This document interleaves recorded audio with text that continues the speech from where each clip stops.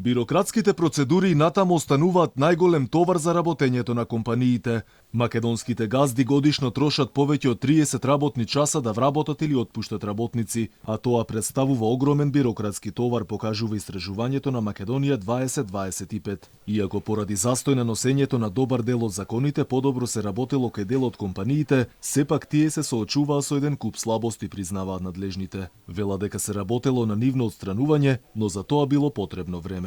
Слабостите главно се, морам да кажам, во оние области во кои што законската регулатива или се уште не е усогласена со ЕУ, или тоа е во процес на усогласување. Да видиме кои се можностите за подобрување.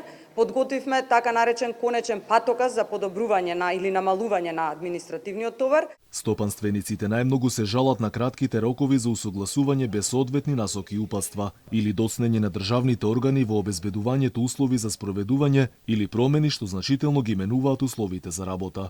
Ние работевме на законските решења кои што ќе поедностават доста административни процедури. Например, се уште сега се решаваат реално секоја една пријава на граѓанин или на компанија каде е заостанат процесот.